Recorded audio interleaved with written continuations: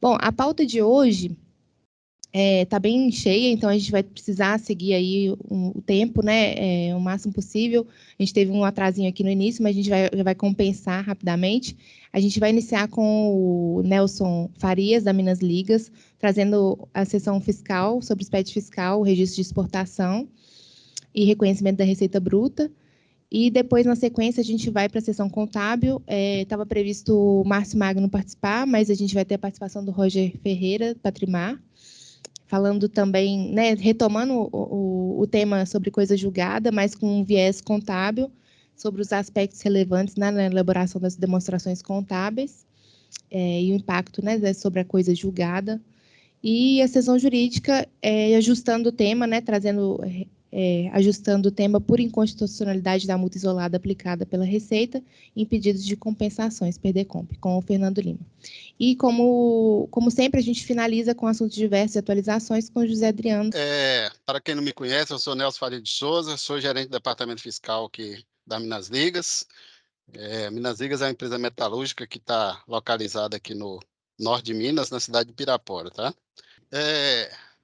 Dúvida aqui, dúvida ali, foi no portal lá das perguntas e respostas da FD ICMS, e aí tem a pergunta 17.1.222, qual é a data da efetiva, qual é a data efetiva da conclusão da exportação? Aí ele fala, a averbação é o ato final do despacho da exportação e consiste na confirmação pela fiscalização aduaneira do embarque ou da transposição de fronteira da mercadoria. Ok? E aí, me chamou a atenção essa palavrinha. Ela apenas confirma e valida a data de embarque ou transposição de fronteira e a data de emissão do conhecimento de carga registrada no Siscomex pelo transportador ou exportador, que são as efetivamente consideradas para fins comerciais, fiscais e cambiais. Somente será considerada exportada para fins fiscais e de controle cambial a mercadoria cujo despacho de exportação estiver averbado no sistema base da Receita Federal, conforme a IN 28. E aí a segunda questão, 17.1.4.2, quando deve ser informado o registro 1100 e filhos? No período de apuração em que a exportação for efetivamente concluída, independente da data de emissão do documento fiscal. Você grifou ela apenas, né, ela apenas confirma, mas ao final do texto aí, da resposta, as duas últimas linhas, diz assim, somente será considerada exportada para fins fiscais e de controle cambial a mercadoria cujo despacho estiver averbado. Zé, com você. Assim, eu vejo como claro que seria a data da averbação na FD-ICMS. Oi, gente. Boa tarde, bom revê-los. Boa tarde. Boa tarde. Vou dar uma contribuição aqui, apenas de entendimento. Com relação ao SPED fiscal, nós temos duas tratativas. Ele é considerado como uma declaração informativa e também de apuração. Então, com relação ao registro em questão, eu entendo que a averbação ela é a base do registro. E esse é um dado informativo, que pode, de fato, ser divergente da apuração. Quando a gente fala da apuração, o efeito faturamento, ele não é o efeito decisor da base. O efeito decisor da base é o que, de fato, você reconhece como receita. E esse reconhecimento como receita, ele leva até em consideração os efeitos da própria legislação federal. Quando a 12973, ela traz lá o reconhecimento de receita bruta, que independe do efeito de faturamento propriamente dito para reconhecimento de base de cálculo. E tendo esse cenário, quando a gente fala do registro do SPED fiscal, ele, ao tratar dessas operações de exportação, ele tem que cruzar com o Siscomex. Então, se você não faz o registro com a data base da averbação, você vai ter inconsistência no Siscomex. E esse é um dos cruzamentos que é feito.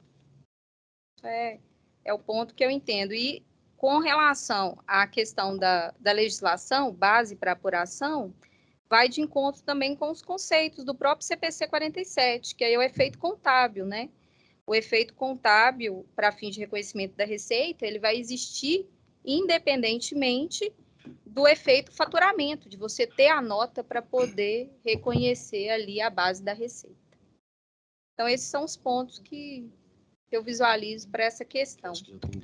E o CPC 47, como a Cris bem colocou, ele vai trazer uma tônica de transferência de todo o fator que vai gerar a entrada de divisa ou de financeiro para a sociedade. Então, ainda o fato da exportação ocorrer e tudo ser tramitado, deve levar em conta para o reconhecimento contábil.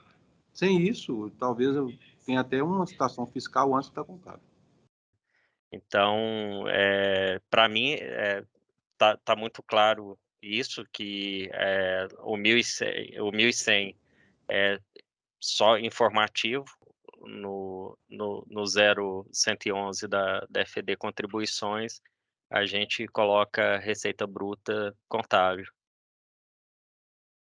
Eu entendo também.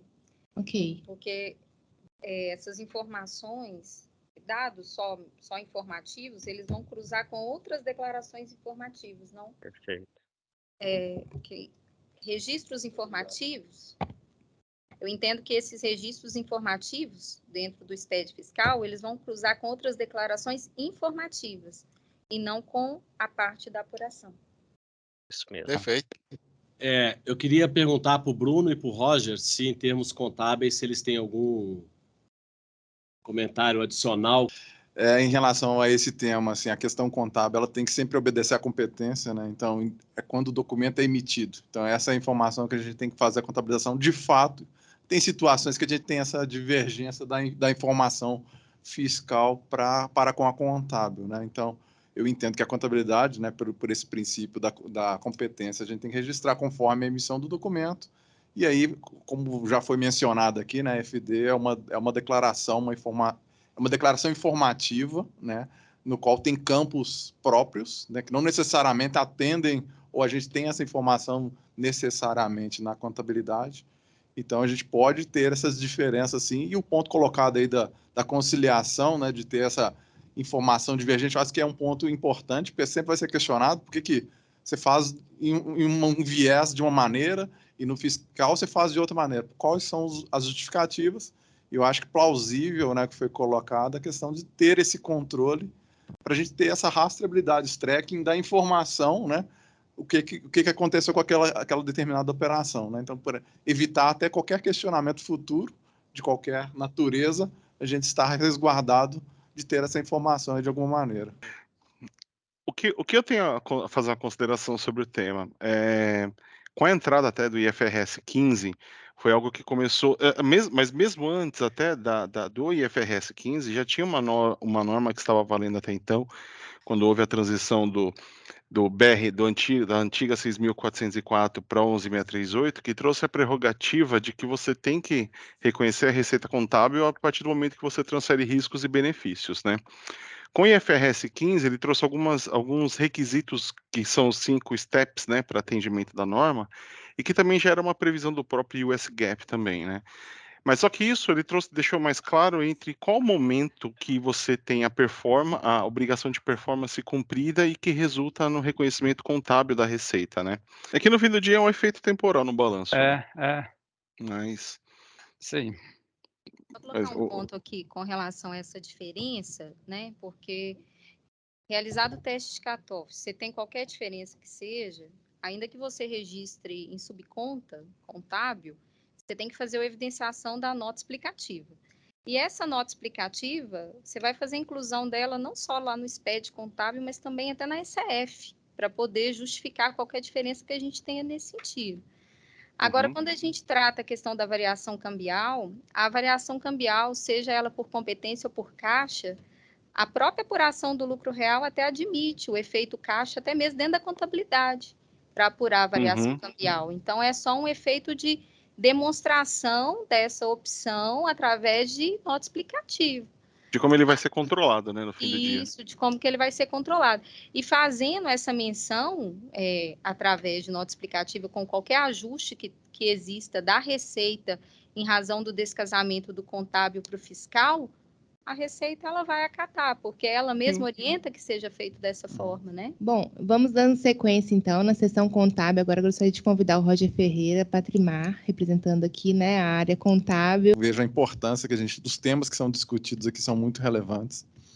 E aí eu estou trazendo um tema aqui que recente, né, de fevereiro, essa decisão do STF aí, é uma empresa de capital aberto. Então a gente tem que ter uma preocupação com a informação que a gente vai divulgar, com o leitor, com o investidor, né, com todos os stakeholders envolvidos.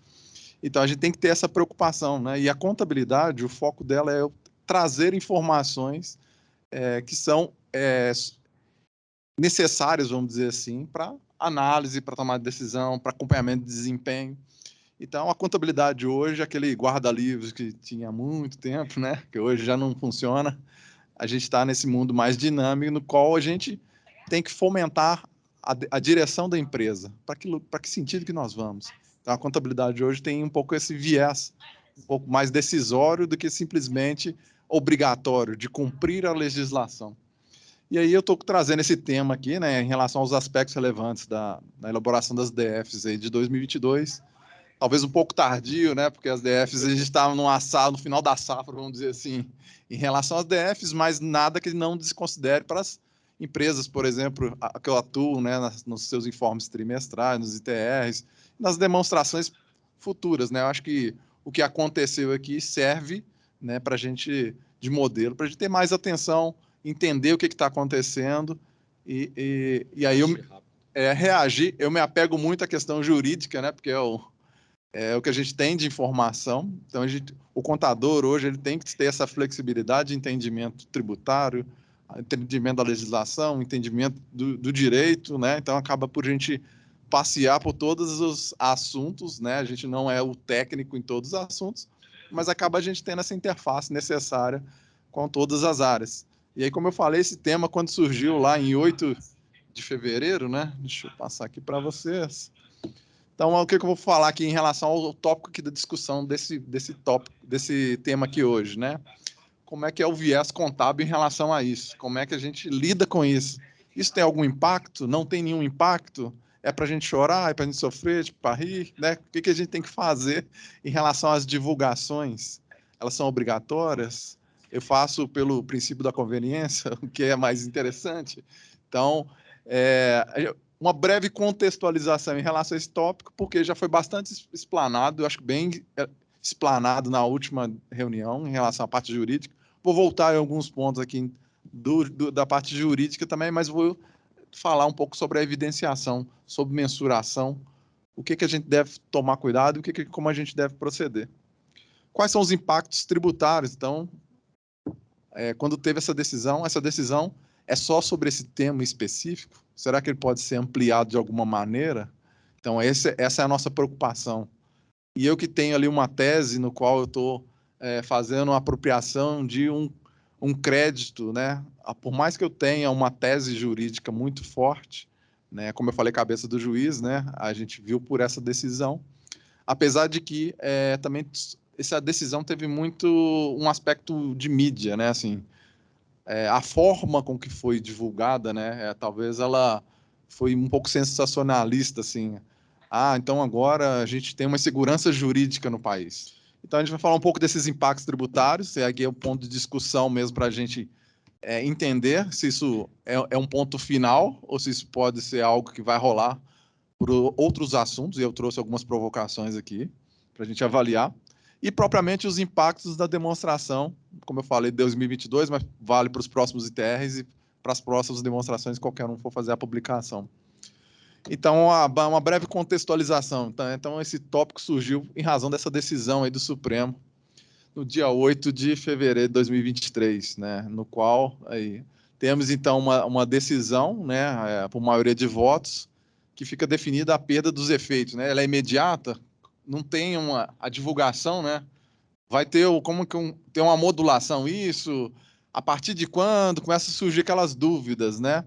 E esse caso aqui da decisão do STF, né, é inconstitucional, é constitucional, né, e a gente vê que a questão da coisa transitada e julgada, até o entendimento que até eu pessoalmente tinha, que transitado e julgado finalizou, aquele processo morreu, acabou, estou satisfeito, só que não, isso é uma questão de Estado, né? Então, assim, a gente pode ter modificações na legislação que retorna aquela discussão novamente, né? Então, eu tenho que preocupar, sim. A gente tem que fazer essa abordagem quando a gente faz a aplicação de uma tese jurídica, né? Ou seja, a gente parte de um pressuposto de que algo faz sentido, né? Então a gente vai fazer aproveitamento de algo, a gente tem que ter alguma segurança, né? Eu vou fazer isso por qual meio? Eu vou ter uma liminar, apesar do transitado julgado hoje a gente tem essa insegurança.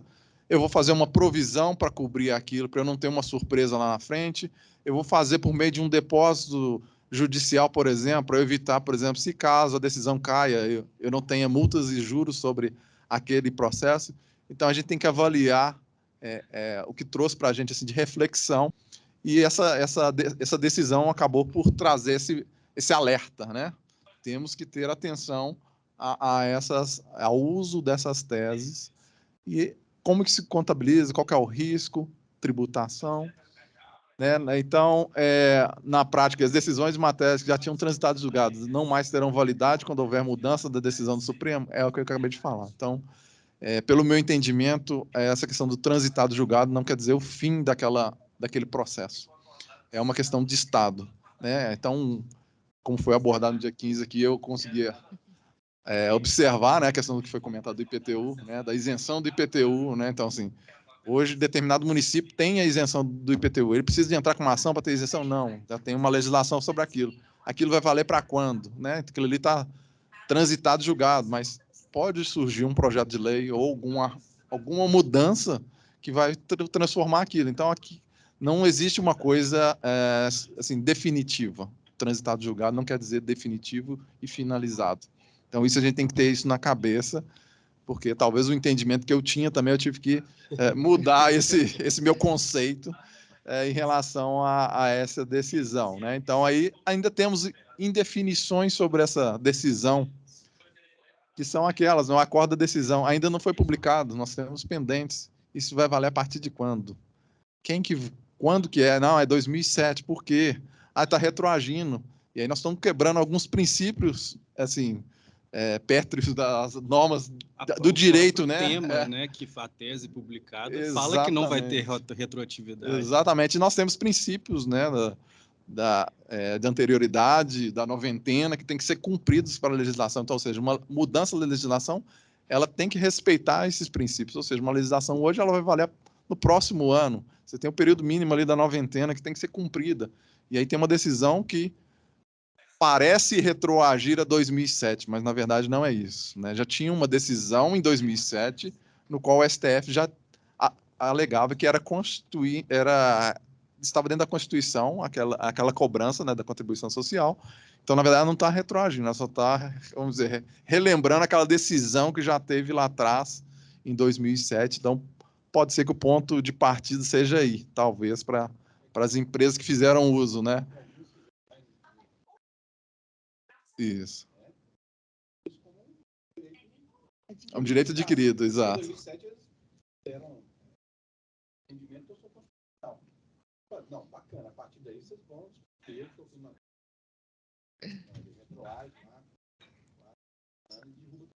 Exato. E aí, o argumento, né, que o ministro utilizou para esse tema foi isonomia, né? Então, ele fala assim, não faz muito sentido uma empresa ter e a outra não ter, né? A gente passa por isso diversas vezes aí no mercado, tributariamente falando, né? Regimes especiais. Tem uma empresa que tem um regime especial e outra não tem, né? Porque ela está na fronteira, então vou dar um benefício para ela ali, do ICMS, de algum benefício, e tem um regime especial para ela. E a outra empresa que está fora? Ela está dentro do mesmo estado. Isso não seria, talvez, o ponto que quebra essa isonomia em relação à concorrência leal, talvez, do mercado?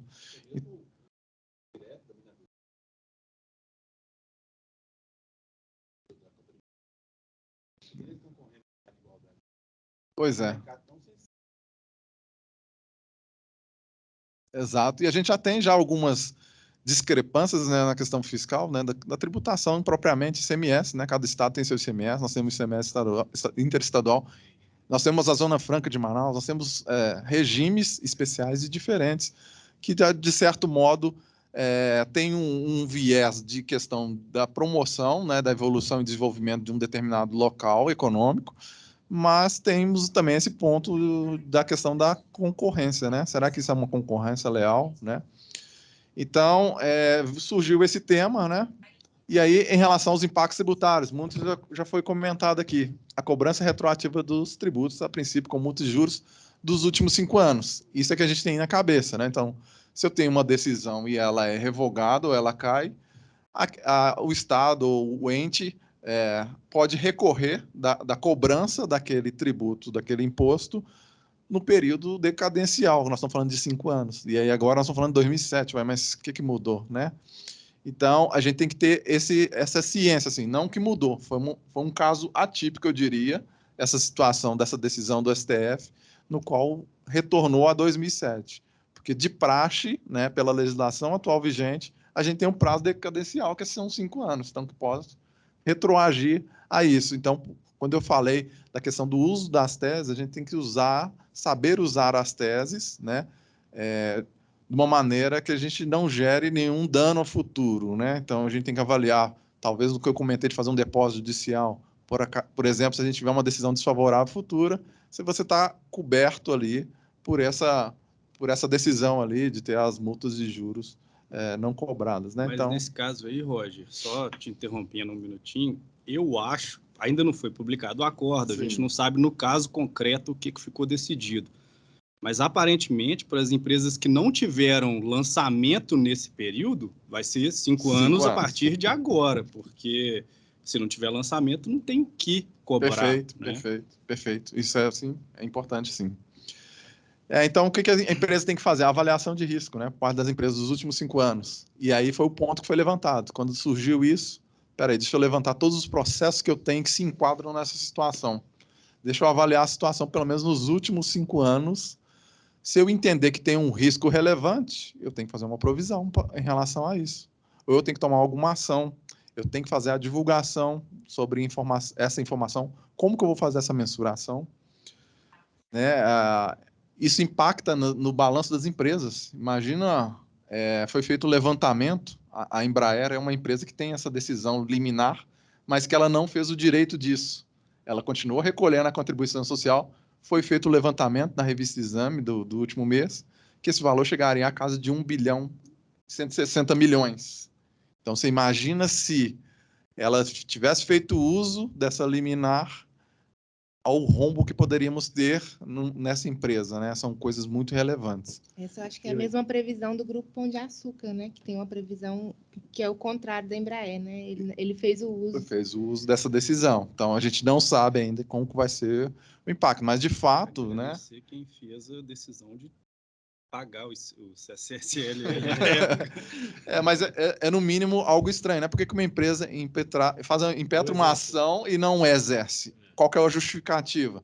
Se eu tiver uma decisão lá favorável, retroage ao momento que eu impetrei a ação. Extremamente conservador. Extremamente conservador. Tinha alguém lá que...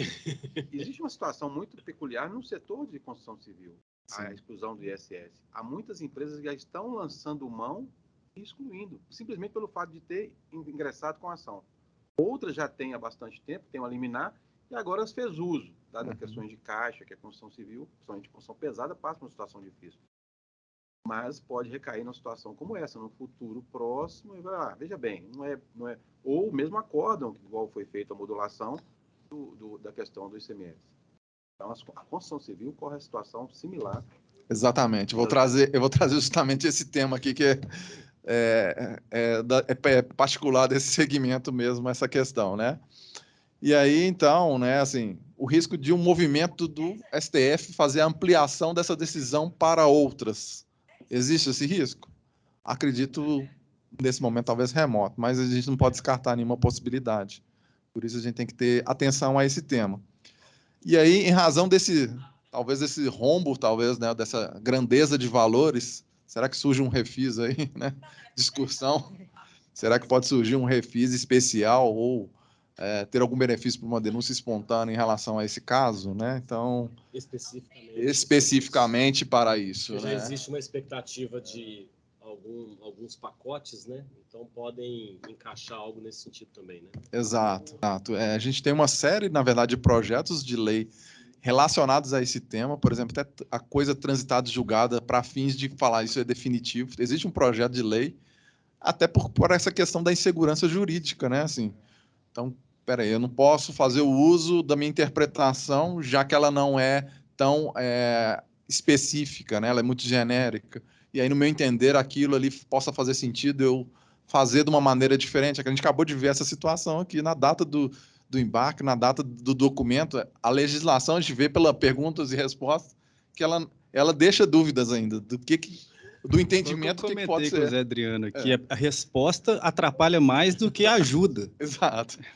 Exatamente. Então, temos essa dificuldade no entendimento, ou entendimento diverso em relação à legislação, né?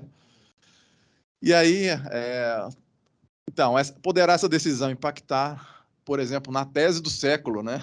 Na questão da exclusão do ICMS da base de cálculo PIS/COFINS, para quem impetrou a ação anterior ao período da decisão, né? Que foi 2017.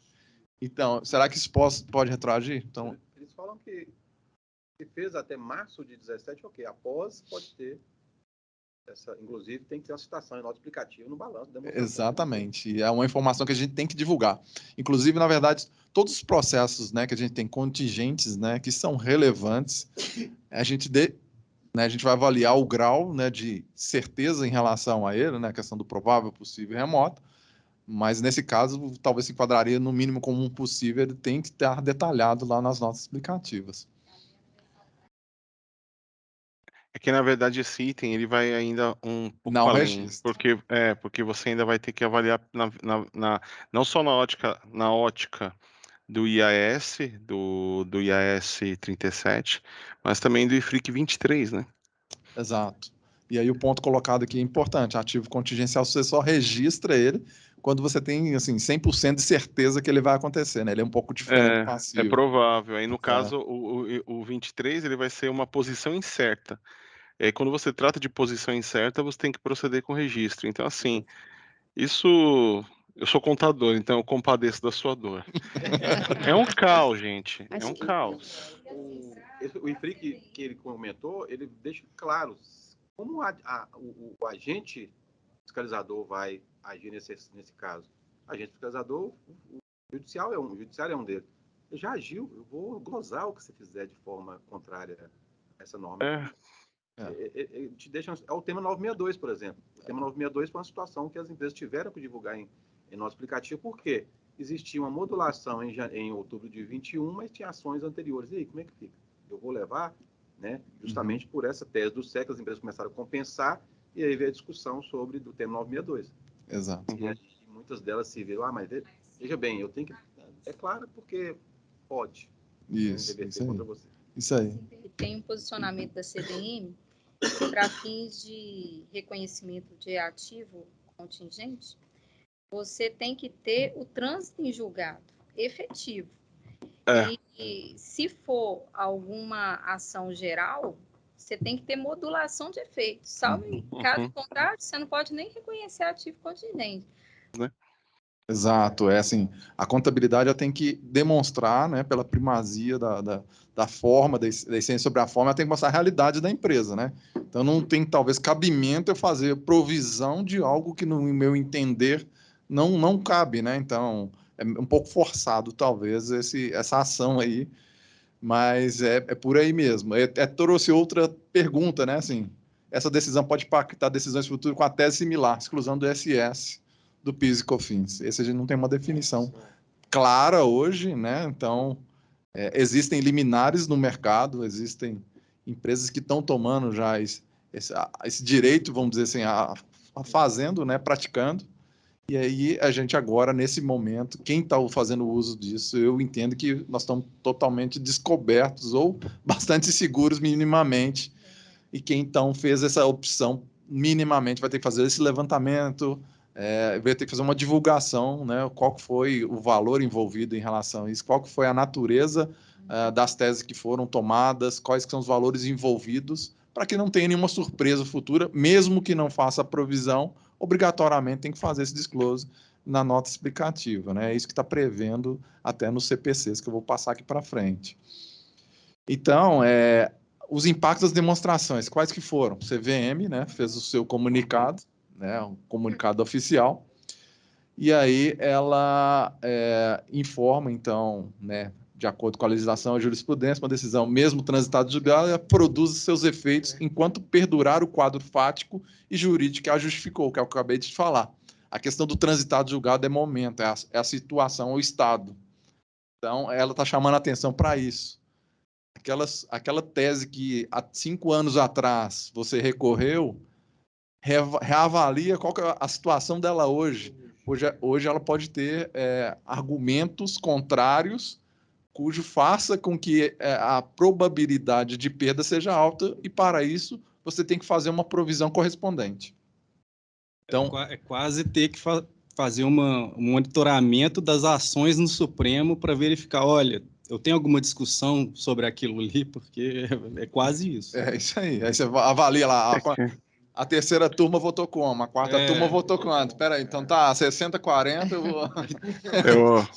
Então, assim, o objetivo contábil, né, que eu reforço, né, então, a demonstração financeira é trazer informações úteis para tomar decisão, para a situação patrimonial, financeira da empresa. É isso que a gente tem que ter atenção. A gente tem que trazer a realidade escriturada e registrada ali nas suas notas explicativas, nos detalhes que são relevantes. É isso que é importante a gente ter atenção. E aí, o como proceder, né? Então, aí a gente vai chamar os CPCs aqui. Então, nós estamos falando do CPC 24, evento subsequente, né? No qual a gente já comentou, né, da questão de fazer esse levantamento de todos os processos que estão dentro dessa situação. Então, está no CPC 24, no item 9A, né? E ali está um exemplo, né? Como que a gente tem que fazer esse levantamento, né? Baseado também no CPC 25, a gente já vai puxar ele para frente, no item 16, que justamente ele fala um pouco dessa questão da mensuração, né? Então, a evidência, né? Eu grifei ali, né? Que a evidência considerada inclui qualquer evidência adicional proporcionada por eventos após a data do balanço, né? Então, uma contingência, ela surge, né? De um evento passado, que eu tenho uma novidade de informação, né? Então, e ainda não virou uma obrigação presente. A obrigação presente, então, é um passivo, né? Então, a contingência, ela surge de um evento passado que, em determinado momento, por determinada situação, a probabilidade de ocorrência daquele fato se torna relevante, aí eu tenho que fazer aquele julgamento, né? E aí, eu falo que é o interessante, talvez, do CPC, e talvez o desinteressante, né, em relação às normas internacionais que dizem que priorizam a questão da uniformidade e tal, mas aqui cabe o julgamento. Então, na minha empresa, eu julgo que isso aqui é remoto, você julga que na sua é possível, você julga na outra, e isso pode gerar uma distorção de informações até comparativamente. Claro. Teve uma oportunidade que eu estava estudando sobre a aplicação do CPC 25 em tratando a matéria.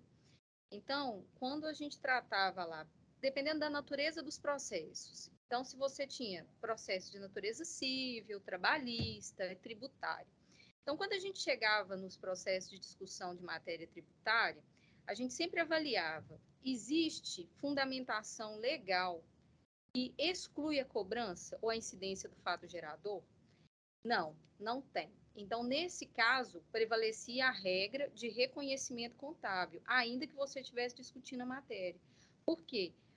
Você não teve nenhuma exclusão, nenhuma previsão legal que te permitisse a exclusão do registro.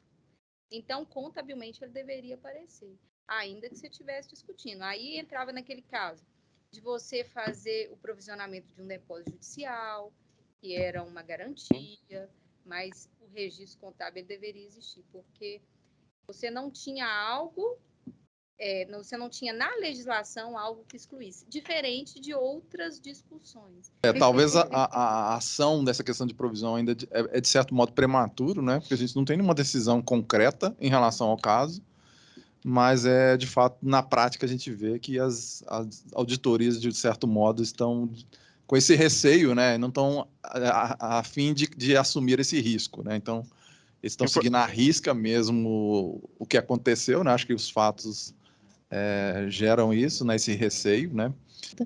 Mas é um ponto importante, né? A gente faz um contraponto sempre dos riscos, né? Dos casos julgados já. Então, existe essa preocupação também do grupo em relação à conformidade fiscal, compliance. Então, a gente está sempre atento também a esses pontos e a gente vai trazer aí alguns casos repetidos julgados na próxima reunião. E foi realmente um sucesso o lançamento. A ideia foi muito boa da simplificação. Realmente, tem 20 anos que o regulamento estava aí, precisava de esse enxugamento, né? Essa saneada, precisava de sanear realmente o que estava ali e fazer uma compilação como foi feita. E essa oportunidade de discussão ela já foi feita ontem mesmo, naquele e-mail que eles lançaram lá, RICMS, né? Na verdade é N. NRICMS, NRICMS, né?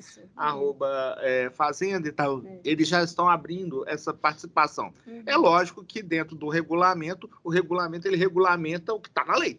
Ele aceita o que você tem de sugestão, mas do que está dentro da lei. Ele não vai alterar a legislação com uma sugestão.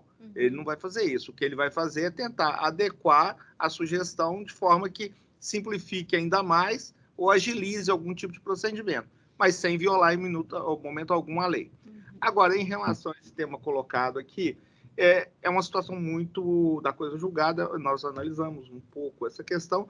É um caso totalmente atípico. Em 2007, a AD 15, que foi julgada, considerou constitucional a CSL.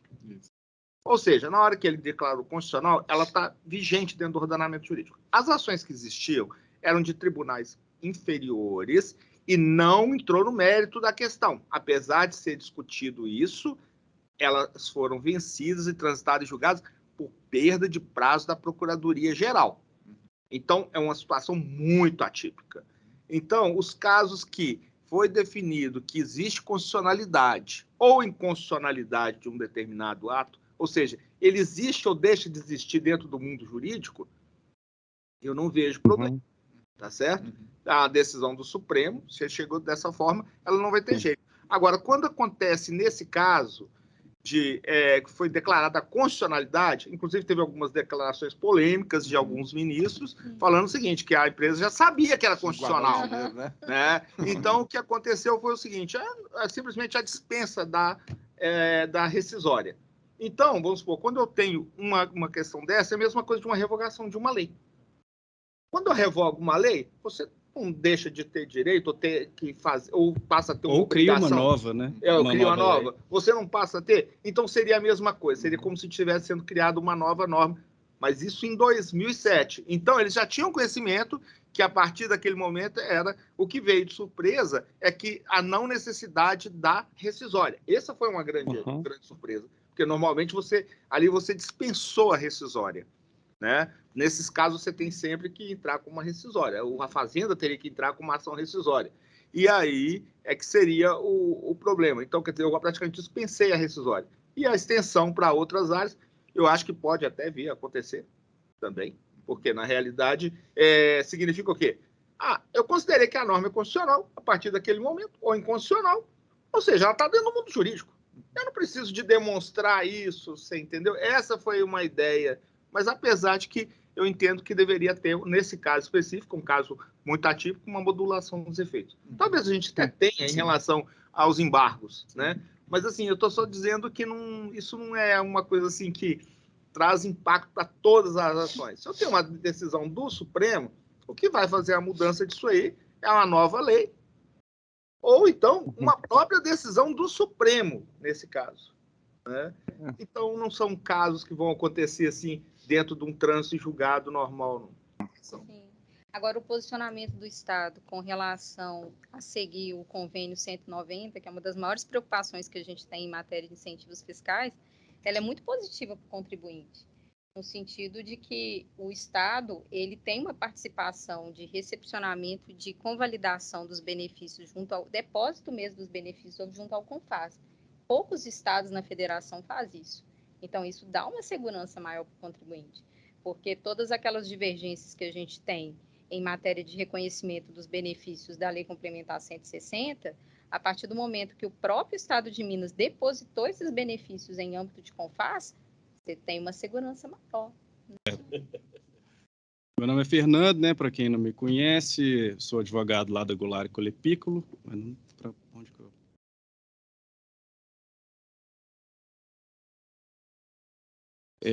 Essa primeira parte aqui é uma apresentação do nosso escritório, né? Que atende basicamente todas as áreas, né, do direito empresarial, todos os âmbitos que a empresa possa necessitar. Esses são os nossos sócios, o Cristiano Goulart, o João Goulart e o Cristiano Colepiccolo são os fundadores. O Pedro, de vez em quando, está aqui com a gente. E hoje nós vamos falar dessa decisão que também não foi publicada ainda, mas que já gerou um burburinho aí no mercado, que é a inconstitucionalidade da multa isolada nas declarações de compensação. Primeiro, vamos dar uma passada geral aí no panorama das multas aí aplicadas pela Receita. Está todo mundo aqui careca de saber, mas é bom a gente nivelar aqui um pouco a conversa. A Lei 9.430, né, prevê no artigo 44 as multas de ofício e isolada. Basicamente, a de ofício é aquela de 75%, que é sobre a obrigação tributária, não, né, o descumprimento da obrigação de pagar o tributo. E a isolada, que é aquela do descumprimento de alguma obrigação acessória, alguma obrigação ali anexa à obrigação tributária. E aí, juntamente com as multas de ofício e as isoladas, né, a gente tem também outras previsões de multas, principalmente a moratória, que aí não tem um caráter de punição, que, diferentemente da multa de ofício e a multa isolada, tem esse caráter, né? Elas são uma sanção de um ilícito, né? Então, você cometeu um ilícito tributário, você vai ter uma penalidade. A multa moratória não, ela é uma multa em decorrência de um atraso, né? Então, ela não tem esse caráter punitivo. E por que eu estou falando dessa questão do caráter punitivo e do ilícito? Porque lá na frente a gente vai ver que é isso que está por trás da decisão do Supremo, né? E especialmente nas multas agravadas também a gente tem esse problema, nas qualificadas, quer dizer, que são agora um grande problema também no âmbito do CARF. Por quê? Porque se a gente for pegar a maioria das discussões no CARF com sucesso para o contribuinte, são as discussões envolvendo multa de ofício qualificada. Por quê? Porque a fiscalização ela tem alguns critérios meio que objetivos que ela usa para dizer se alguma determinada hipótese ali do fato que ela está fiscalizando, se para aplicar essa qualificação da multa, ela tem que analisar primeiro o quê? Se teve sonegação, fraude ou conluio. Os três são ilícitos penais e não tributários. Então, aí já começa a ter um probleminha jurídico aí. O fiscal teria competência, né, atribuição para analisar um ilícito penal? Já é um primeiro ponto. O fiscal pode analisar se aquele contribuinte agiu com o dolo de sonegar, com o dolo de fraudar, coisa que só o judiciário, em regra, pode fazer. Então, só aí você já tem um problema sério de atribuição da fiscalização tributária nessa análise. E aí, é muito comum, acho que todos aqui já devem ter visto essas multas serem aplicadas dobradas, né, que é o que a gente brinca, que ela passa de 75 para 150 e etc., que é a multa qualificada, em uma hipótese de sonegação, fraude e conluio. E nessa hipótese também a fiscalização é obrigada a reportar, fazer aquela comunicação para fins penais, né? E o que a gente viu, eu até botei aqui de vermelho no final desse slide, é que de acordo com o Plano Anual de Fiscalização de 2021, em 2020, foram 2.094 representações fiscais para fins penais, ou seja, ela detectou sonegação, fraude ou conluio em 2.094. que corresponde a 27,8% das ações fiscais. Ou seja, mais de 1/4 das fiscalizações tiveram um ilícito penal segundo os fiscais, que eu já acho uma coisa um pouco bem temerária, porque a gente sabe do olhar do fiscal ali quando está fiscalizando, ele tem essa tendência de achar que está tudo errado, né? Quando você erra, você está errado, quando você faz por querer, você está errado, e quando você faz com dolo, você está errado. Mas ele, às vezes, não consegue fazer essa gradação ali do que é um e o que é o outro. Então, a gente vê que 27% eu acho um número extremamente alto. Pois é, já está falando, vai chegar nesse ponto. Logo, se ele sonegou, ele omitiu. Logo, ele omitiu, então ele está lavando dinheiro. Para onde esse dinheiro foi? Então ele está lavando, né?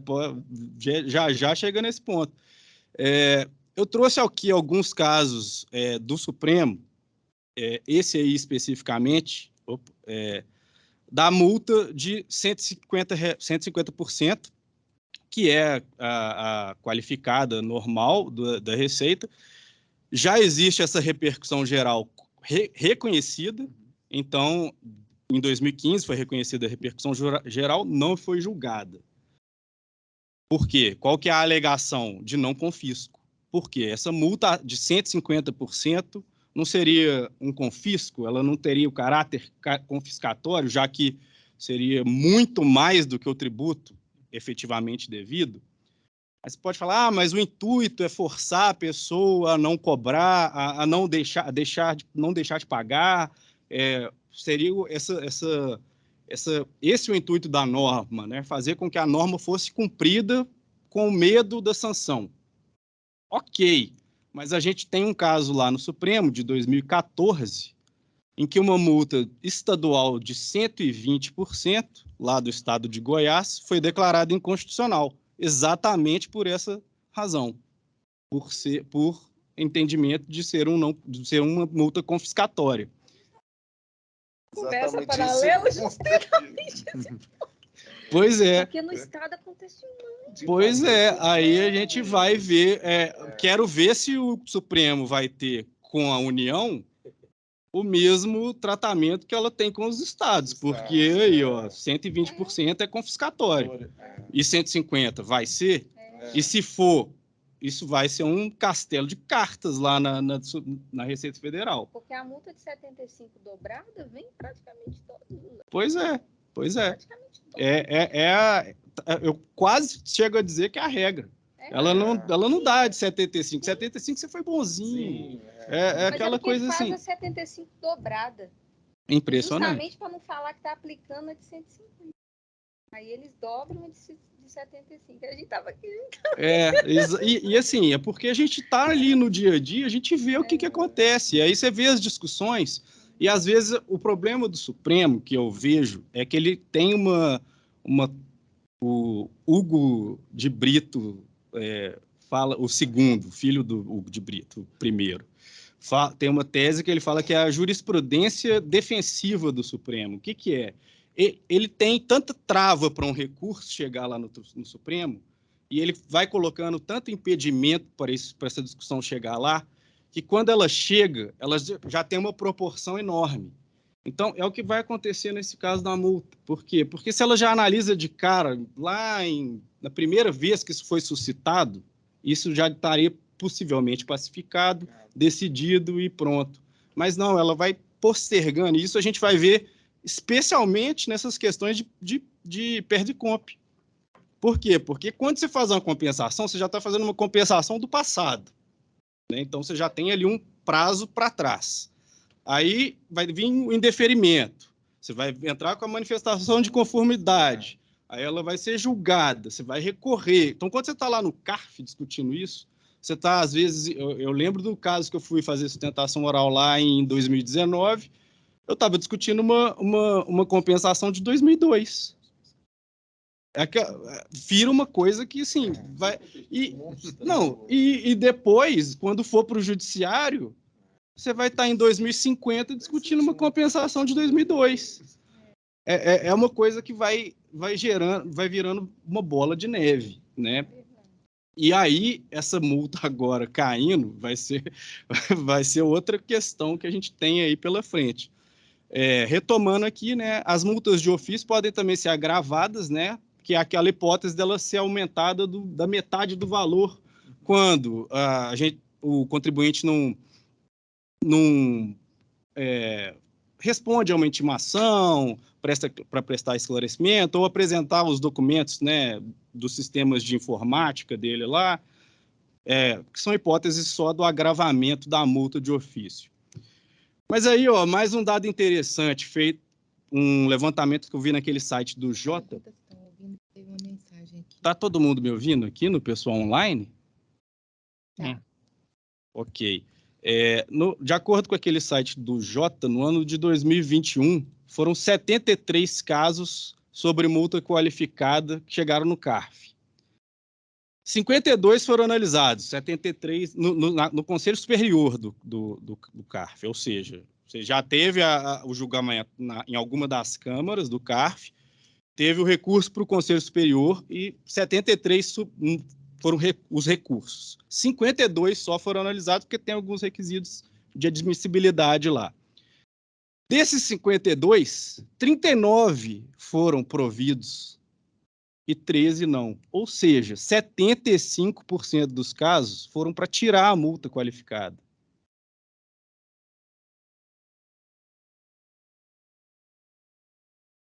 Pois é o que eu tenho dito. No meu ponto de vista, para os contribuintes, a melhor tese no CARF, atualmente, para qualquer discussão, é multa. É qualificação de multa.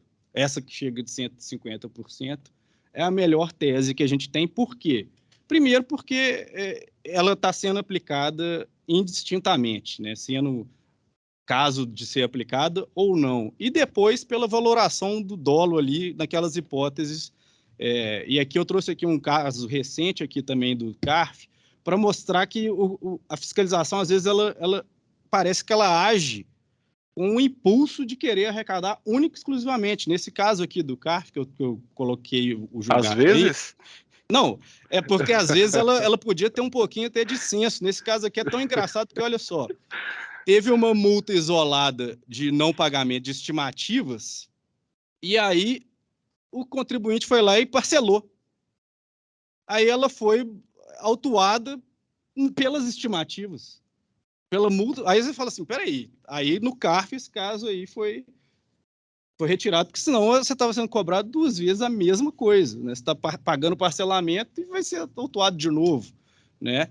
Que são esses absurdos da postura que a gente vê na fiscalização.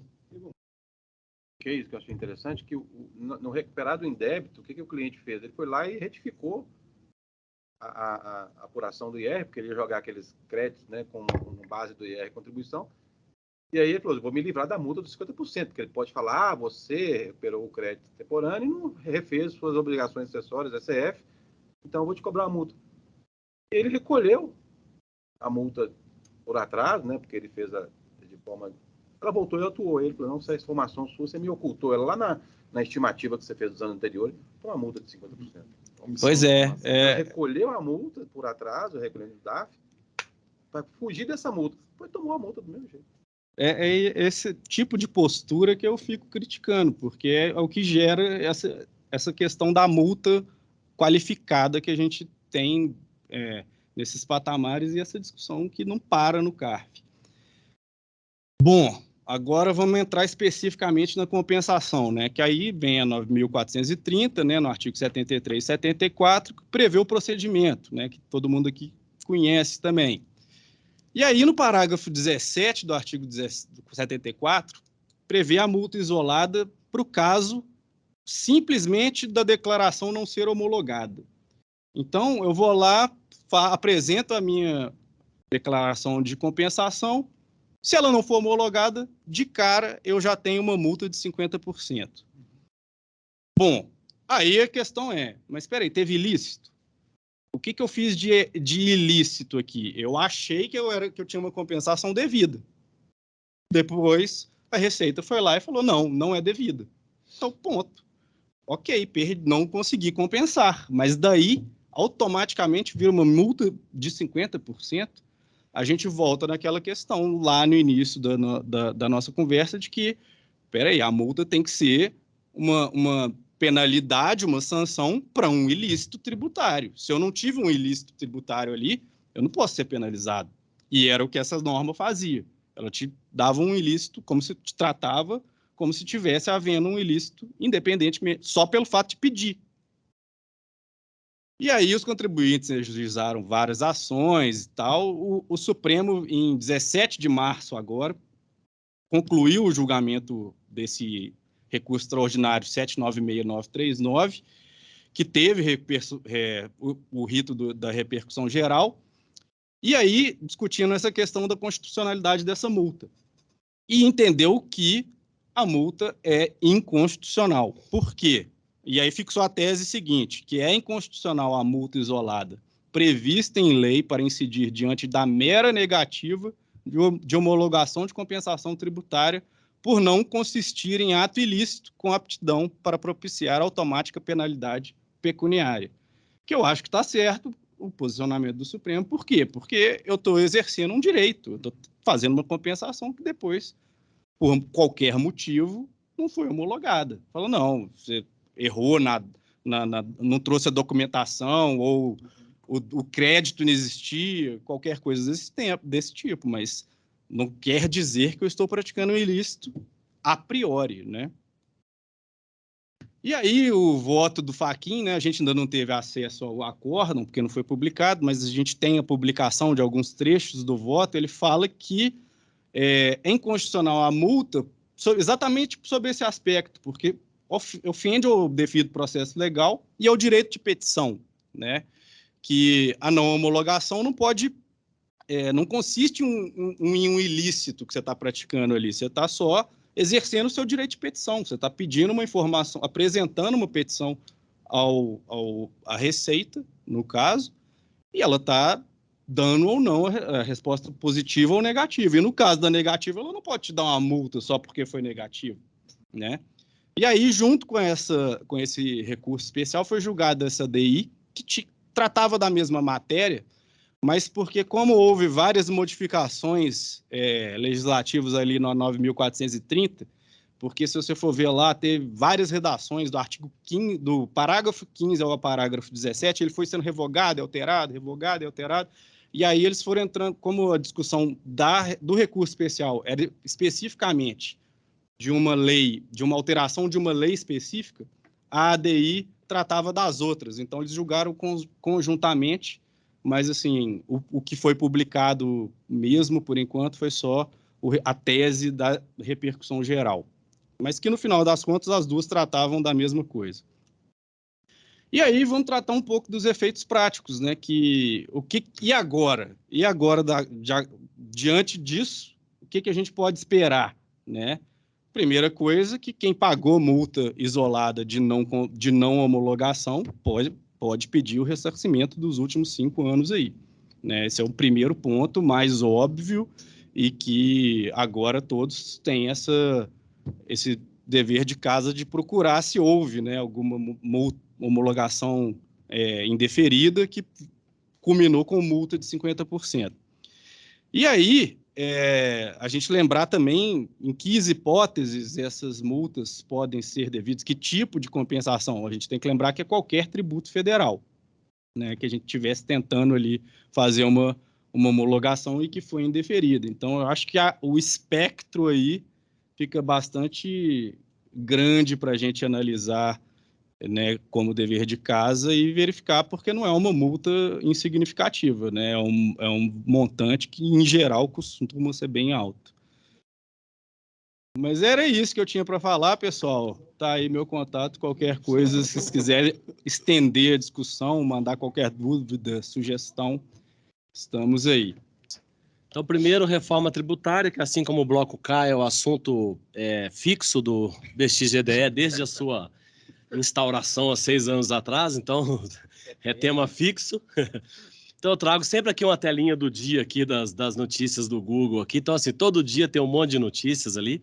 E aquelas que a gente entende que tem algum conteúdo assim mais relevante, a gente publica lá no blog e traz para vocês acompanharem aí no dia a dia, né? Então, tem aqui umas 3 ou 4 aqui que a gente publicou nessas últimas 2 semanas. Então, a mais recente aqui, aí nós temos o API, que é lá o criador da PEC 45, e que agora é o coordenador do lado do governo e das reformas, falando que a alíquota federal deve ser de 9%, deve 9%, né, para o federal, 14% dos estados e 2% dos municípios. Então, é um levantamento. Eu estou falando uma, mas aqui está outra. Peraí. Pronto. É a mesma do API, né? É, API. Então, beleza, está na mesma ordem ali. Então, vale a pena aqui dar uma olhada onde ele comenta, porque cada vez que dá uma entrevista que fala um pedaço da reforma, fala um pedaço do que eles estão discutindo, né? E do que vem. Mas, para quem não participou de reuniões anteriores, o resumão a expectativa é que se avalie a PEC 45, que é do API lá e do CCIF, com a PEC 110, que é do Rauli, né, que é do deputado Rauli e agora está no Senado, e que a avaliação dessas 2 PECs com os respectivos, com essas respectivas emendas, interesses e discussões, saia alguma coisa ainda esse ano, e saindo alguma coisa, seja um pedaço pequeno ou grande, demandará ainda lei complementar. Então a expectativa é que só para 2025, né, tenha alguma coisa efetiva. E aí teve uma outra notícia que, falando um pouco do impacto do IBS nos preços. Então, aí tem que apertar nos 2 aqui. Então, sempre tem aquelas entidades que colocam naquele viés dela, né? Então, vai aumentar o preço, vai impactar o consumidor final. Então, vale a pena sempre a gente avaliar como contraponto. Tem também uma outra... Desculpa, pode falar, Zé. Desculpe, essa alíquota aí federal era 12, para você ver, já baixou para 9, né? Um impacto grande, né? Pensando isso nacionalmente. Da onde que tiraram assim, 12, para quando foi 9, qual a memória de cálculo, né? A questão. E também assim, vai falando o que a gente quer ouvir, né? Então, eu acho que não dá ainda para a gente entrar no mérito se é 12 ou se é 9, não. É importante a gente, né, ver os argumentos e tal, mas assim, para mim a parte mais difícil vai ser essa, porque na hora que convencer, né, os municípios, os estados até já estão mais encaminhados no sentido de apoiar, né? Que antes eles estavam muito contrários, até apresentaram uma proposta de reforma separada, né? Agora eles já estão mais dentro da discussão. Então, acho que as alíquotas são pontos ainda de muita discussão, né? O que vai ficar de fora, como Zona Franca, por exemplo, eventualmente educação, saúde, alguma coisa, que estão querendo, né, misturar tudo inicialmente, que deveria fazer mais sentido. E as alíquotas, eu acho que são discussões que vão mais longe. E a gente vai trazer, daqui a 2 ou 3 reuniões, a gente faz como a gente já fez no passado aqui, quando tiver um pouco mais de insumo, a gente traz uma reunião mais ampla para a gente falar daquele ponto, como que está, né? O que está sendo discutido. E aí tem uma notícia aqui de hoje, que eu publiquei hoje, que também não é novidade, mas que às vezes, né, as pessoas não percebem quando não está muito destacada, que é assim: reforma tributária terá regra de transição de 20 anos. Então, com base nas reformas que nós analisamos e discutimos nos últimos anos, a gente espera uma transição de 10 a 20 anos. Ou seja, vai piorar muito nos próximos 10, 20 anos, para depois melhorar. Então, a gente vai ter que fazer um SPED normal e um SPED novo, né? Então, tem muita coisa ainda para piorar e a gente tem que estar ciente disso. Não adianta, né, vender na empresa, não, nós vamos reduzir a equipe, nós vamos precisar mais desse sistema fiscal, não, que o próprio SAP vai resolver. Vai nada, vai piorar, vai só complicar mais. A gente viu na reunião de 2 semanas atrás lá que, para o regime monofásico lá dos combustíveis, o governo instituiu mais uma obrigação para as empresas que estão nesse cenário, porque os SPEDs não atendem. Então, assim, o Rauli, que quando o deputado, né, criou lá o projeto, que depois virou a PEC 110 no Senado, ele fez um trabalho junto com o Miguel Aboad, que é o fundador da DataSul, que depois vendeu a DataSul para a TOTUS e hoje tem outras empresas. Eles, juntos, eles desenvolveram ou desenharam um sistema de conta corrente baseado no Simples, porque o Rauli foi um dos criadores do Simples. E esse modelo é um modelo que todo mundo paga para um lugar só e todo mundo, né, pega de um lugar só. Então, deve ser em função disso que veio esse comentário de que, para eu pegar lá o crédito, alguém tem que ter pago. Não é como hoje é descasado, né? Então, para você pegar, vai ter que estar lá disponível, né? O conta corrente vai acontecer, né? Como o que está já no modelo da nota fiscal de serviços nacional, né? A nota fiscal de serviços nacional, ela... tem que apontar para lá? Pode falar à vontade.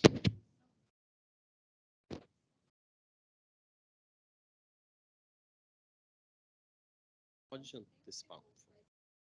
É porque o link que eu ia fazer aqui com a nota de serviço é que no sistema da nota de serviço, que é o sistema que está entrando em produção em 3 de abril, né, para as empresas do MEI. Para os MEIs que estão obrigados a emitir nota de serviço, eles obrigatoriamente terão que emitir no sistema novo. E o sistema novo, ele, diferente da nota fiscal eletrônica mercantil, ele foi desenhado num modelo completo. Então, a nota fiscal gera a apuração.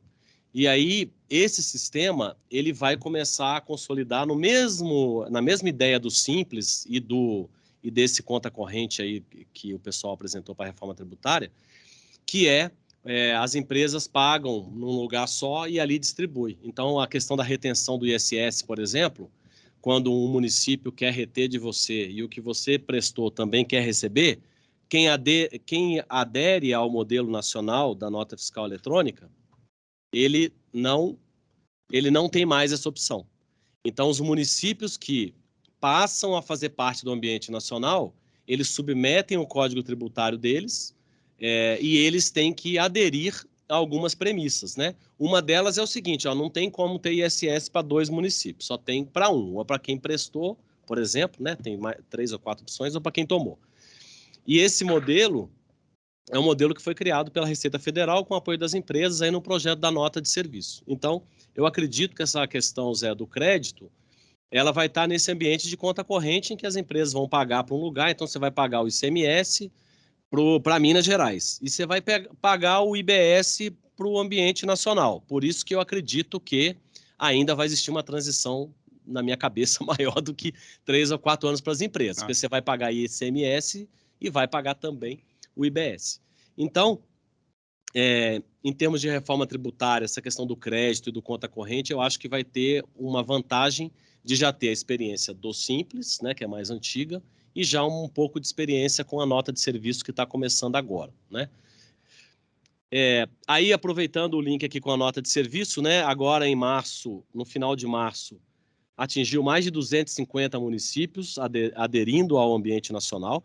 Aí eu trouxe aqui os de Minas, né? Então, pintados de verde, os que estão em produção. Então, nós temos já Belo Horizonte e Contagem há bastante tempo. E agora, Belo Horizonte há mais tempo, foi o primeiro aqui, depois Contagem, e agora também Itabirito e Sacramento.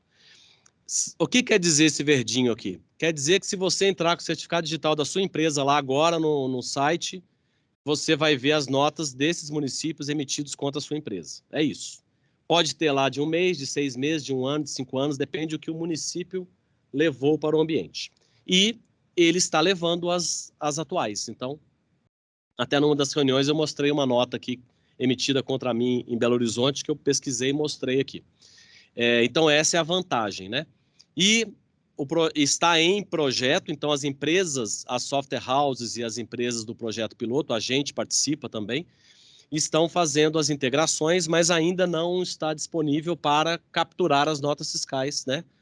Mas daqui a pouco estará, e as empresas que estão participando, né, estarão recebendo, e aí as notas, uma parte das notas, as que estiverem no ambiente nacional, chegarão mais rápido e com mais qualidade nas empresas, né? Essa aderência, também para a gente já falou mais para trás, mas como tem gente nova aqui, é uma aderência que ela é por módulos, então o município adere naquilo que ele quiser, né? Porém, né, qual que é o benefício do município aderir?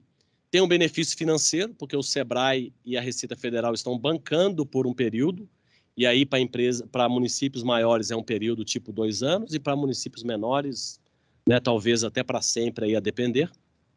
Então tem esse benefício financeiro, né, para quem para o município que entende que o investimento e o custo com o sistema é alto, e tem o benefício de que o município que adere, então Belo Horizonte, por exemplo, todas as notas fiscais que nós que estamos em Belo Horizonte recebemos de outros municípios, a Prefeitura de Belo Horizonte vai ter acesso. Então, se Nova Lima você emitiu uma nota lá em Nova Lima para mim, a Belo Horizonte vai ter acesso a essa nota fiscal online, porque eu estou em Belo Horizonte, eu sou um tomador de Belo Horizonte e a Prefeitura tem direito aos documentos que foram emitidos contra mim. Por isso que está lá Belo Horizonte, que São Paulo está no projeto, Rio de Janeiro está no projeto, porque eles não querem trocar sistema, não querem entrar com o sistema nacional, eles querem pegar as informações de quem está emitindo para São Paulo e não está em São Paulo. E aí vai ter as situações que aqueles serviços que são no local da empresa, mas, pô, eu tenho uma empresa em Nova Lima, mas 90% do que eu faturo está em Belo Horizonte, então vai ser mais fácil dos municípios atuarem nessa linha, né? Então, esse é o benefício, por isso que já tem tanto município aderindo, tanto porque isso é muito mais do que a metade da arrecadação e muito mais do que a metade do volume de notas de serviço emitido no Brasil, esses 256 que já aderiram. É mais de 60%. Não sabemos o percentual certo, mas quando eram 100 e poucos, era 50%. Então, isso, né, no Zé, mínimo... Falando para o lado das empresas, igual a gente está até brincando aqui de tentar ver que o Paraxá entrar, é importante porque a gente tem um acesso melhor, né, como tomador de serviço, à base de notas que foram emitidas contra a gente, né? Então possibilita a gente conciliar, ver e perder o registro dentro da competência correta, que implica retificações de obrigações e pagamento de multa e juros, né? É bom para todo mundo, exceto para o ponto de que eventuais planejamentos logísticos e tributários de localização da empresa versus onde ela presta serviço, que vai ter um impacto. Por isso que tem que, né, as empresas que estão nessas situações têm que ir avaliando essa situação. Paraíso fiscal de exatamente, né, que foi o que aconteceu no passado, quando os municípios podiam ter 0,25% de serviço, anos e anos, né? Aí, na hora que definiu que o mínimo ia ser 2, você acabou com vários desses paraísos, né? Vamos pegar esse exemplo, né? Então, as empresas de Nova Lima, porque como Belo Horizonte é muito maior, que estão lá prestando muito serviço de consultoria para Belo Horizonte, tendem a ser mais questionadas e de uma maneira mais rápida, né? Porque assim, vamos dizer, mensalmente, porque o município vai ter um BI lá que ele vai olhar todo dia como é que está lá, porque vai estar online, né? O sistema. Não vai ser amanhã, né? Isso aqui é coisa que está sendo implementada, mas, por exemplo, Belo Horizonte já está lá, as notas já estão lá dentro, né? Então, exatamente, o projeto deu uma parada e o ano passado o projeto retomou com a obrigatoriedade do MEI, que fez com que fosse uma coisa que acontecesse na data prevista, né? Então, pode até ter uma postergação do MEI que está para 3 de abril, mas já está não obrigatório desde janeiro, então, assim, já está funcionando. E o MEI que tem alguém emitindo por ele, né? Porque o MEI por si só dificilmente vai saber e entrar lá para emitir, né? Mas alguns já estão emitindo, então já funciona, né? E vários municípios estão já dentro do sistema, né? Controlar, porque a nota fiscal hoje, cada nota fiscal é de um jeito. Tem município que você pode emitir a nota sem dizer o município de incidência, que é onde o cara tinha que pagar. Tem um que escreve diferente. Então é uma bagunça total. Aí pensa o seguinte: essa empresa está em Belo Horizonte, emitiu uma nota e lá ela colocou que, por exemplo, passou por 5 municípios. No momento que esse sistema estiver funcionando, vai para cada município aquele ISS. E a empresa vai pagar uma guia só. Uma guia só, pega uma Localiza, que participa do projeto piloto. Ela vai pagar uma guia. Hoje ela deve pagar 3.000 guias, sei lá. Mais ainda, porque é retido, é separado do... Então, assim, ela vai pagar uma guia. É óbvio que, né, ao longo do tempo, vai ser aquela transição. Ela vai pagar uma mais um monte. Aí vai diminuindo esse monte e vai ficando uma, né? Então, com certeza, isso vai trazer a facilidade para quem está prestando e para quem tem direito de receber, né? Aí, aproveitando, né, aquela mudança que teve recente, onde os planos de saúde, o leasing, passou a ser no município do morador lá, no exemplo do plano de saúde, né? Do município onde a pessoa mora. O STF está julgando já, o relator e mais um hoje já votou contra. Estão para derrubar isso. E eles estão fazendo um sistema, tem 2 anos para fazer esse conta corrente, né? Tipo, apurar lá o da Sul América e depois dividir para os municípios onde moram as pessoas. E o sistema não ficou pronto e agora está no risco de voltar atrás e nem começar. Porque as empresas estão reclamando muito da complexidade de conseguir apurar isso, né? Porque a empresa tem funcionário em vários municípios. O prestador está, por exemplo, em São Paulo, a empresa de Belo Horizonte tem funcionário agora com trabalho remoto em dezenas de municípios. Como é que apura isso? Hã? Mudou. Puxa o microfone aí, Fernanda.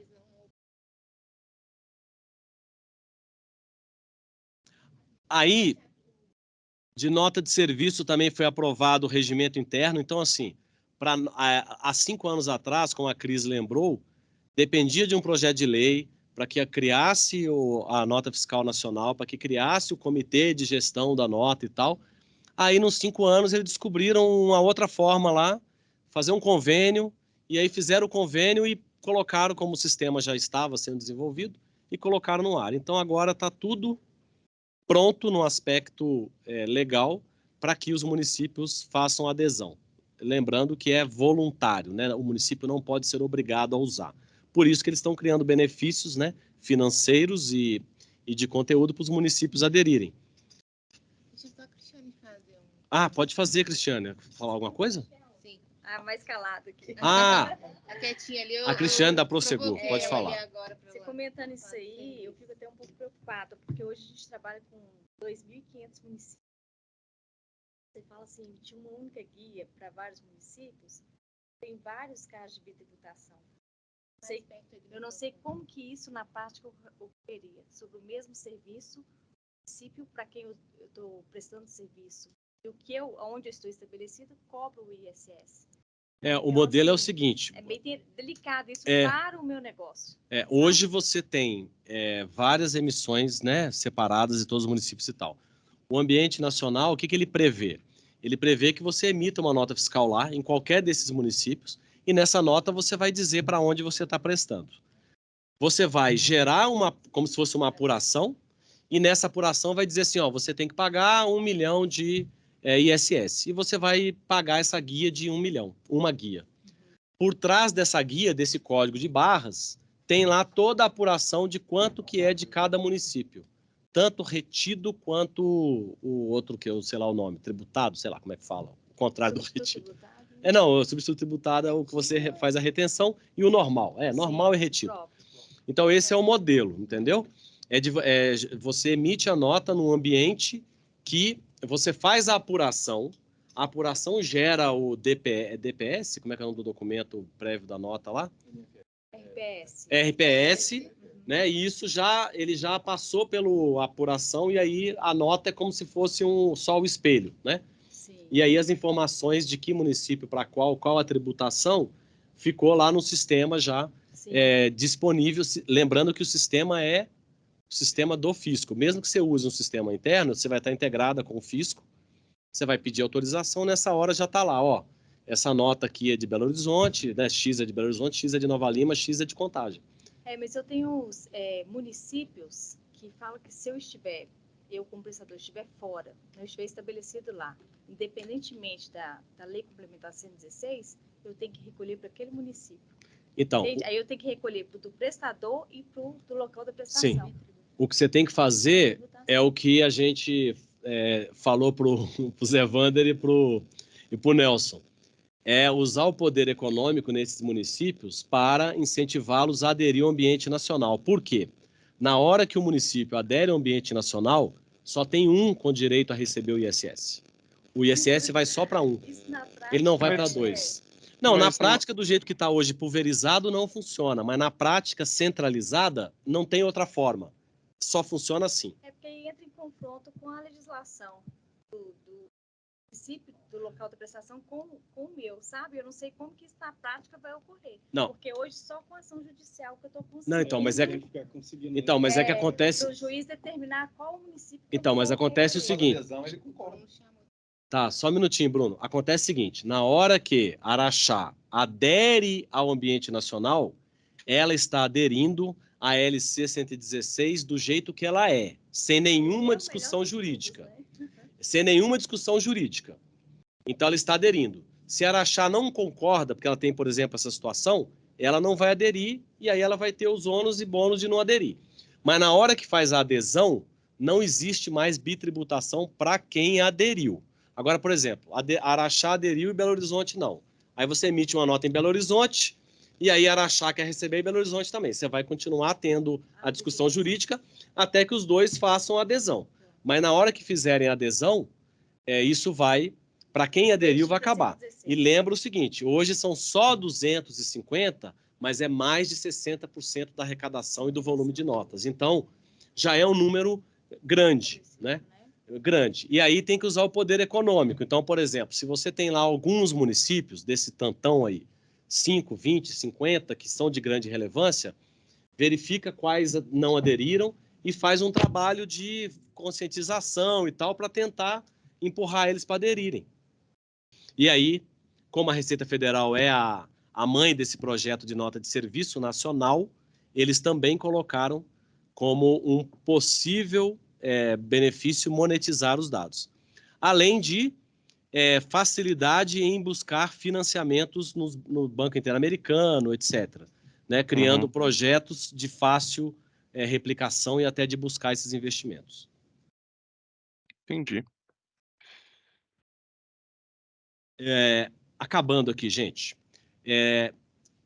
Falando aqui de divergências de SPED fiscal e nota fiscal eletrônica, né, até que o Nelson trouxe no começo o caso dele, a preocupação dele ela é tão séria e tão grave, né, que a Receita Federal fez uma reunião com as empresas dia 7 de fevereiro para dizer o seguinte, a gente não pode continuar recebendo SPED fiscal com essa baixa qualidade como vocês estão entregando para nós. Então, nos ajudem aqui a entender qual é o problema de vocês e como que nós podemos nos ajudar. E aí, exemplo, item. Na nota fiscal é assim, item 1, 2, 3. As empresas mandam assim, 10, 20, 30, 2, 5, 3, 40, 3, 2, e é fato por N motivos, né? E outras divergências de código de produto e de unidade de medida. E aí, então, teve essa reunião no dia 7 de fevereiro e no dia 24 de março as empresas enviaram contra-sugestões, né? Algumas concordando com a sugestão da Receita ou combatendo outra. E aqui tem alguns exemplos. Tivemos a aprovação da nova versão do layout da FD-Reinf, então já havia sido adiado, né? No mês anterior e agora foi publicado um layout. Então, esse layout vale para a competência de setembro, com o adiamento, e o layout atual continua valendo até a competência de agosto. Quem já está adiantado, ótimo, está tranquilo. Quem não está, né, aproveite esse prazo até agosto aí para se adequar aos registros 4.000 de tributos para FD-Reinf. SPED fiscal, a gente teve a aprovação e publicação de um novo guia prático. Aí, mais na questão dos combustíveis, lá, o que mais mudou, mas sempre vale a pena dar uma olhada. E também perguntas e respostas, a gente teve uma atualização e, de novo, direcionado para o 1601, que é aquele bendito registro de pagamentos eletrônicos e que as respostas só geram mais dúvida do que as perguntas. Então, até hoje, não existe uma clareza de que empresas estão obrigadas a entregar esse registro e quais informações. Porque, ao ler, fica a impressão de que todo mundo que faz algum tipo de... tem algum tipo de recebimento ou pagamento com cartão de crédito, Pix, TED, deveria declarar. Então, está bem complexo, né? A gente teve... A Loist tem uma situação, trouxe em uma das reuniões passadas. Essa semana uma consultoria também me procurou perguntando. Eu falei, pode ler lá as perguntas e respostas e se não tiver lá a resposta efetiva para a pensão que vai fazer da vida. Então, então vale a pena, né, dar uma olhada, né, nessas respostas novas para ver se muda alguma coisa da questão de vocês. O novo regulamento do CMS de Minas, então o pessoal já adiantou aqui. Aí, aqui na apresentação tem o link aqui, eu colei aqui um trecho da reunião que fala dessas 3 fases que a Cris falou aí, que a segunda fase está aberta aí para quem quiser mandar sugestão para o e-mail NRCMS lá. Então, tem aqui o link para o vídeo da reunião de ontem, depois a gente vai compartilhar também no WhatsApp aí com vocês, né? Mas o pessoal já falou do tema, né? Tá aqui a capa aqui do evento e o link está aí. Tivemos também a publicação da instrução normativa relacionada de CTF e DCTF Web. Então, o que mudou? A parte dos tributos federais da folha de pagamento irão para a DCTF Web agora, né? Junto com a entrada do E-Social para os tributos federais. A parte da FD-REINF, que foi adiada lá para o final do ano, vai a partir de janeiro. Então, se alguém tiver alguma dúvida, aí a gente pode expor mais, mas aqui é só uma formalização da prorrogação que houve da FD-REINF e, consequentemente, da DCTF Web. Aí, aqui é só uma notícia da multa por não homologação, que o nosso amigo Fernando aqui já falou brilhantemente aí.